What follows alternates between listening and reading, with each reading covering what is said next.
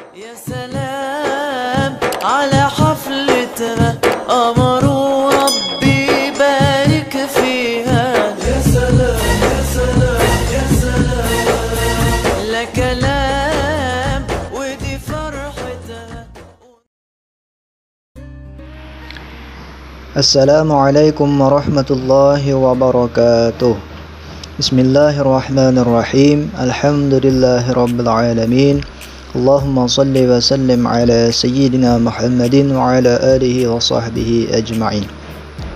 Kembali lagi di dalam pembelajaran pendidikan Pancasila dan Kewarganegaraan kelas 4 ULA Pondok Pesantren Salafiyah Darussalam.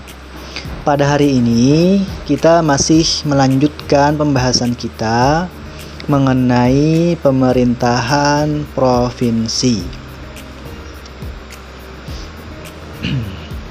Baik, pemerintahan provinsi yang pertama, provinsi itu disebut daerah tingkat 1. Nah, yang mana sudah kalian ketahui kemarin bahwa daerah itu ada yang tingkat 1 dan ada yang tingkat 2. Nah, kalau tingkat 2 kemarin itu adalah daerah, kabupaten atau kota. Nah, untuk daerah tingkat 1-nya itu ialah provinsi.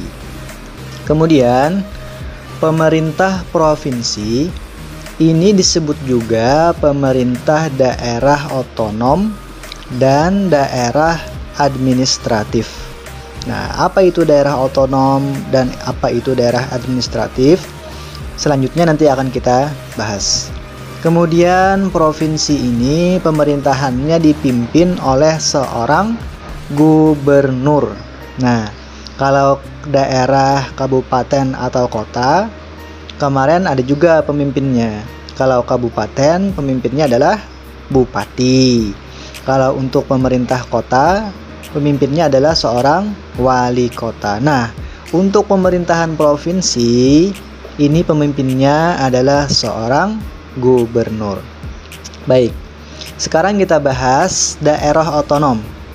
Artinya, provinsi tersebut berwenang mengatur dan mengurus kepentingan masyarakat sesuai aspirasi masyarakat. Nah, jadi punya hak atau kewenangan untuk mengurusi kepentingan masyarakat di provinsi tersebut. Nah, itulah yang disebut dengan daerah otonom. Nah, kemudian provinsi sebagai daerah administrasi, ini artinya sebagai wilayah kerja gubernur selaku wakil pemerintah pusat. Nah, nanti kan di atas gubernur itu ada lagi pemerintahan, atau di atas pemerintah provinsi itu masih ada pemerintahan, namanya pemerintah pusat. Nah, untuk wilayah kerja gubernur itu adalah provinsi. Baik, selanjutnya kita bahas mengenai kepala daerah. Yang sudah kita bahas tadi ada seorang gubernur. Nah, jadi ingat, kalau ditanya orang siapakah atau disebut apakah kepala daerah provinsi, jawabannya adalah gubernur. Baik, kita bahas tentang gubernur. Nah, gubernur ini adalah pemimpin pemerintahan provinsi. Dan dia, seorang gubernur ini dibantu oleh seorang wakil gubernur. Nah, kemudian gubernur dan wakilnya ini dipilih secara langsung oleh rakyat melalui pemilihan kepala daerah atau yang disebut dengan pilkada. Ya. Jadi rakyat langsung yang memilih melalui pemilihan tersebut. Siapa yang paling banyak suaranya, maka dialah yang menjadi gubernur dan wakil. Baik. Nah, gubernur dan wakil gubernur ini yang terpilih tadi itu nantinya akan dilantik atau diresmikan oleh Menteri Dalam Negeri atau Mendagri atas nama Presiden. Jadi yang melantiknya adalah Mendagri. Baik. Inilah yang dinamakan sebagai kepala daerah atau kepala daerah provinsi atau kepala daerah tingkat 1 yang disebut dengan gubernur. Baik, nah sekarang kita bahas apa sih tugas dan kewenangan seorang gubernur dan wakil gubernur. Baik, yang pertama, Gubernur dan wakil gubernur ini memimpin penyelenggaraan pemerintahan daerah provinsi bersama Dewan Perwakilan Rakyat Daerah Provinsi. Itu tugas dan kewenangan yang pertama. Yang kedua, dia mengajukan rancangan peraturan daerah atau perda. Nah, jadi tugas seorang gubernur, wakil gubernur itu membuat sebuah rancangan yang akan menjadi peraturan di daerah provinsi tersebut.